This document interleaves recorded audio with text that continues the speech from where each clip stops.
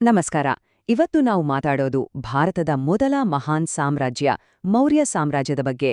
ಭಾರತೀಯ ಉಪಖಂಡದ ಬಹುತೇಕ ಭಾಗವನ್ನ ಒಂದೇ ಆಡಳಿತದಡಿ ತಂದ ಕಥೆಯಿದು.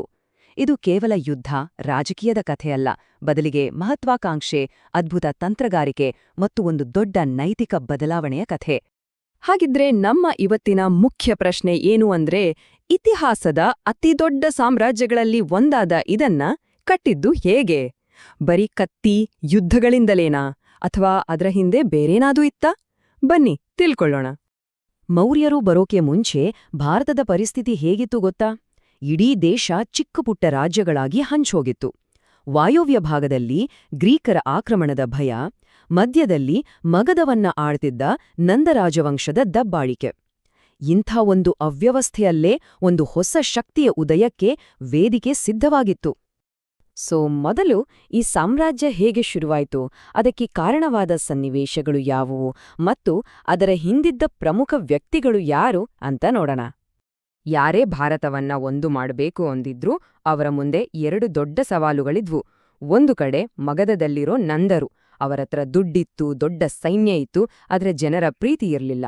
ಇನ್ನೊಂದು ಕಡೆ ವಾಯುವ್ಯ ಗಡಿಯಲ್ಲಿ ಅಲೆಕ್ಸಾಂಡರ್ನ ಸೇನೆ ಬಿಟ್ಟು ಹೋಗಿದ್ದ ಗ್ರೀಕ್ ಸೈನಿಕರು. ಇವೆರಡನ್ನೂ ಬಗೆಹರಿಸಬೇಕಿತ್ತು. ಆದ್ರೆ ಈ ಸವಾಲುಗಳನ್ನ ಎದುರಿಸೋಕೆ ಇಬ್ರು ಬಂದ್ರು. ಒಬ್ರು ಈ ಸಾಮ್ರಾಜ್ಯದ ಸ್ಥಾಪಕ ಚಂದ್ರಗುಪ್ತ ಮೌರ್ಯ, ಇನ್ನೊಬ್ರು ಅವನ ಗುರು, ಸಲಹೆಗಾರ ಚಾಣಕ್ಯ. ಇವರಿಬ್ಬರ ಜೋಡಿ ಭಾರತದ ಇತಿಹಾಸದ ದಿಕ್ಕನ್ನೇ ಬದಲಾಯಿಸ್ಬಿಟ್ಟು. ಅವರ ಪ್ಲಾನ್ ಸಿಕ್ಕಾಪಟ್ಟೆ ಜಾಣ್ಮೆಯಿಂದ ಕೂಡಿತ್ತು. ಮೊದಲು ಸಮಾಜದಿಂದ ಹೊರಗಿದ್ದ ದರೋಡೆಕೋರರು, ಕಾಡು ಜನರು ಇಂಥವ್ರಿಂದಲೇ ಒಂದು ಸೇನೆಯನ್ನ ಕಟ್ಟಿದ್ರು. ಆಮೇಲೆ ಆ ಸೇನೆಯನ್ನಿಟ್ಕೊಂಡು ವಾಯುವ್ಯದಿಂದ ಗ್ರೀಕರನ್ನ ಓಡಿಸಿದ್ರು. ಕೊನೆಗೆ ನೇರವಾಗಿ ನಂದರ ಮೇಲೆ ದಾಳಿ ಮಾಡಿ ಒಂದು ದೊಡ್ಡ ಯುದ್ಧದ ನಂತರ ಉತ್ತರ ಭಾರತದ ಏಕೈಕ ಚಕ್ರವರ್ತಿ ಆದ್ರು. ಚಂದ್ರಗುಪ್ತ ರಾಜನಾದ, ಸರಿ. ಆದ್ರೆ ಕಥೆ ಇಲ್ಲಿಗೆ ಮುಗಿದಿರ್ಲಿಲ್ಲ. ಇನ್ನೂ ದೊಡ್ಡ ಚಾಲೆಂಜ್ ಕಾಯ್ತಾ ಇತ್ತು. ಅಲೆಕ್ಸಾಂಡರ್ನ ಸೇನಾಪತಿಯಾಗಿದ್ದ ಸೆಲ್ಯೂಕಸ್ ನಿಕೇಟರ್ ತಾನು ಕಳೆದುಕೊಂಡಿದ್ದ ಭಾರತದ ವಾಯುವ್ಯ ಪ್ರದೇಶಗಳನ್ನ ವಾಪಸ್ ಪಡೆಯೋಕೆ ಒಂದು ದೊಡ್ಡ ಸೈನ್ಯದೊಂದಿಗೆ ಬಂದ. ಯುದ್ಧ ಶುರುವಾಯ್ತು, ಆದ್ರೆ ಬೇಗನೆ ಮುಗಿತು. ಶಾಂತಿ ಒಪ್ಪಂದವೂ ಆಯ್ತು. ಈ ಒಪ್ಪಂದದಲ್ಲಿ ಚಂದ್ರಗುಪ್ತ ಸೆಲ್ಯೂಕಸ್ಗೆ ಕೊಟ್ಟಿದ್ದು ಜಸ್ಟ್ 500 ಅಷ್ಟೇ. ಆದ್ರೆ ಏನಿದು 500 ಸೈನಿಕರ? 500 ಚಿನ್ನದ ನಾಣ್ಯಗಳ? ಏನದು? ಹೌದು, ಕೇವಲ 500 ಯುದ್ಧದ ಆನೆಗಳನ್ನ ಕೊಟ್ಟು ಚಂದ್ರಗುಪ್ತ ಪಡೆದಿದ್ದು ಇತಿಹಾಸದಲ್ಲೇ ಒಂದು ಬೆಸ್ಟ್ ಡೀಲ್. ಇವತ್ತಿನ ಅಫ್ಘಾನಿಸ್ತಾನ, ಬಲೂಚಿಸ್ತಾನದಂತಹ ದೊಡ್ಡ ಭೂಪ್ರದೇಶಗಳು ಸಿಕ್ಕಿದ್ವು.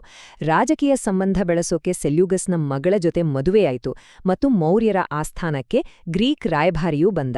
ಅಷ್ಟೇ ಅಲ್ಲ, ಸಾಮ್ರಾಜ್ಯದ ಪಶ್ಚಿಮದ ಗಡಿ ಸಂಪೂರ್ಣವಾಗಿ ಸೇಫ್ ಆಯಿತು. ಸರಿ, ಚಂದ್ರಗುಪ್ತನ ಕತೆ ಆಯಿತು. ಈಗ ಮುಂದೆ ಹೋಗೋಣ, ಅವರ ಮೊಮ್ಮಗನ ಕಡೆಗೆ. ಭಾರತದ ಇತಿಹಾಸ ಕಂಡ ಅತಿ ಶ್ರೇಷ್ಠ ರಾಜರಲ್ಲಿ ಒಬ್ಬ ಅಶೋಕ. ಅವನ ಕತೆಯಲ್ಲಿ ಒಂದು ಯುದ್ಧ ಇಡೀ ಚಿತ್ರಣವನ್ನೇ ಬದಲಾಯಿಸಿಬಿಡುತ್ತೆ. ಆ ಯುದ್ಧ ಕಳಿಂಗ ಯುದ್ಧ.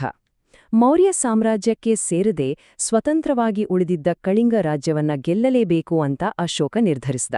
ಗೆದ್ದನೂ ಕೂಡ. ಆದ್ರೆ ಆ ಗೆಲುವು ಅವನಿಗೆ ಸಂತೋಷಕ್ಕಿಂತ ಹೆಚ್ಚು ನೋವನ್ನೇ ಕೊಡ್ತು. ಈ ಯುದ್ಧ ಎಷ್ಟು ಘೋರವಾಗಿತ್ತು ಅನ್ನೋದಕ್ಕೆ ಅಶೋಕನ ಮಾತುಗಳೇ ಸಾಕ್ಷಿ.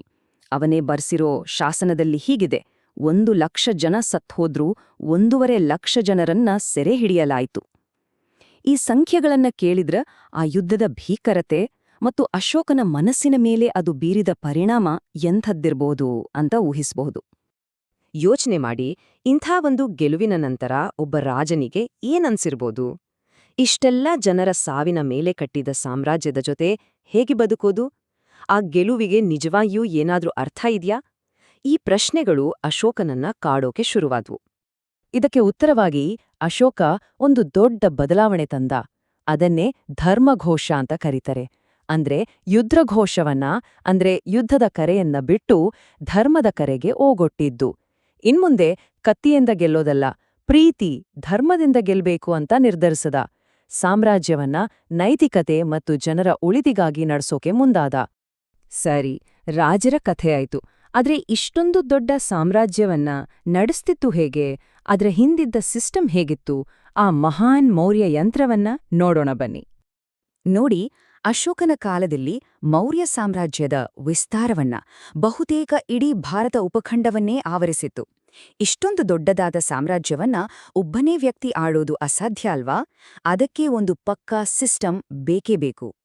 ಅದಕ್ಕೆ ಮೌರ್ಯರ ಆಡಳಿತ ಒಂದು ಪಕ್ಕಾ ಸಿಸ್ಟಮ್ಯಾಟಿಕ್ ವ್ಯವಸ್ಥೆ ಆಗಿತ್ತು. ಚಕ್ರವರ್ತಿಯೇ ಬಾಸ್, ನಿಜ. ಆದ್ರೆ ಅವನ ಕೆಳಗೆ ಕೆಲಸ ಮಾಡೋಕೆ ಒಂದು ದೊಡ್ಡ ಶಿಸ್ತುಬದ್ಧ ಆಡಳಿತ ಯಂತ್ರವೇ ಇತ್ತು. ಎಲ್ಲವೂ ಕೇಂದ್ರೀಕೃತವಾಗಿತ್ತು. ಉದಾಹರಣೆಗೆ, ಇವತ್ತಿನ ಪ್ರಧಾನಮಂತ್ರಿ, ರಕ್ಷಣಾ ಮಂತ್ರಿ, ಹಣಕಾಸು ಮಂತ್ರಿ ಇದ್ದ ಹಾಗೆ ಆಗಲೂ ನಿರ್ದಿಷ್ಟ ಹುದ್ದೆಗಳಿದ್ವು.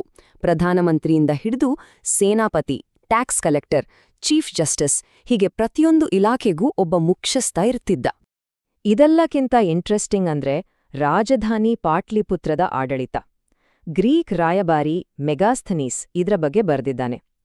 ನಗರವನ್ನ 6 ಕಮಿಟಿಗಳಾಗಿ ವಿಂಗಡಿಸಿದ್ರಂತೆ. Foreign affairs, census, trade, tax, product quality control. ಕೇಳೋಕೆ ಇವತ್ತಿನ ಮುನಿಸಿಪಲ್ ಕಾರ್ಪೊರೇಷನ್ ತರಾನೇ ಅಲ್ವಾ? ಹಾಗಿದ್ರೆ ಆ ಕಾಲದಲ್ಲಿ ಜನರ ಜೀವನ ಹೇಗಿತ್ತು? ಸಾಮಾಜಿಕ ಧಾರ್ಮಿಕ ಸ್ಥಿತಿ ಹೇಗಿತ್ತು? ಒಂದು ಸಣ್ಣ ಝಲಕ್ ನೋಡೋಣ. ಮೌರ್ಯರ ಕಾಲದಲ್ಲಿ ಭಾರತ ಬೇರೆ ಬೇರೆ ಧರ್ಮಗಳ, ನಂಬಿಕೆಗಳ ನಾಡಾಗಿತ್ತು. ವೈದಿಕ ಧರ್ಮ, ಬೌದ್ಧ, ಜೈನ, ಅಜೀವಿಕ ಹೀಗೆ ಹಲವು ಪಂಥಗಳಿದ್ವು. ಅಶೋಕ ಬೌದ್ಧ ಧರ್ಮವನ್ನ ಸ್ವೀಕರಿಸಿದ್ರೂ ಕೂಡ ಬೇರೆ ಎಲ್ಲಾ ಧರ್ಮಗಳಿಗೂ ಗೌರವ ಕೊಡ್ತಿದ್ದ. ಧಾರ್ಮಿಕ ಸಹಿಷ್ಣುತೆ ಆ ಕಾಲದ ಒಂದು ದೊಡ್ಡ ಗುಣ. ಸರಿ, ಹಾಗಿದ್ರೆ ಈ ಮಹಾನ್ ಸಾಮ್ರಾಜ್ಯ ನಮ್ಮಗಾಗಿ ಬಿಟ್ಟುಹೋದ ಪರಂಪರೆ ಏನು? ಅದರ ಪ್ರಭಾವ ಇವತ್ತಿಗೂ ಇದೆಯಾ? ನೋಡೋಣ ಬನ್ನಿ. ನೋಡಿ, ಇಬ್ರು ಶ್ರೇಷ್ಠ ರಾಜರನ್ನ ಹೋಲಿಸಿದ್ರೆ ಚಂದ್ರಗುಪ್ತ ಈ ಸಾಮ್ರಾಜ್ಯಕ್ಕೆ ಅಡಿಪಾಯ ಹಾಕಿದ. ತನ್ನ ಸೈನ್ಯಬಲದಿಂದ ದೇಶವನ್ನ ಒಂದು ಮಾಡ್ದ. ಆದ್ರೆ ಅಶೋಕ ಆ ಅಡಿಪಾಯದ ಮೇಲೆ ನೈತಿಕತೆಯ ಸೌಧವನ್ನ ಕಟ್ಟದ. ಒಬ್ರು ಒಂದು ರಚನೆಯನ್ನ ಕೊಟ್ರೆ ಇನ್ನೊಬ್ರು ಅದಕ್ಕೊಂದು ಆತ್ಮವನ್ನ ತುಂಬ್ದ ಹಾಗೆ. ಕೊನೆಗೆ ಮೌರ್ಯರ ಈ ಕಥೆ ನಮ್ಮ ಮುಂದೆ ಒಂದು ದೊಡ್ಡ ಪ್ರಶ್ನೆಯನ್ನ ಇಡುತ್ತೆ. ಯುದ್ಧ ಮತ್ತು ಹಿಂಸೆಯ ಮೇಲೆ ಕಟ್ಟಿದ ಒಂದು ರಾಜ್ಯವನ್ನ ಶಾಂತಿ ಮತ್ತು ಧರ್ಮದ ಮಾರ್ಗದಿಂದ ಆಳೋಕೆ ನಿಜವಾಗ್ಲೂ ಸಾಧ್ಯನಾ? ಇದು ಇತಿಹಾಸಕ್ಕೆ ಮಾತ್ರ ಸೀಮಿತವಾದ ಪ್ರಶ್ನೆಯಲ್ಲ, ಬದಲಾಗಿ ಇಂದಿಗೂ ಪ್ರಸ್ತುತವಾಗಿರುವ ಒಂದು ಚಿಂತನೆ.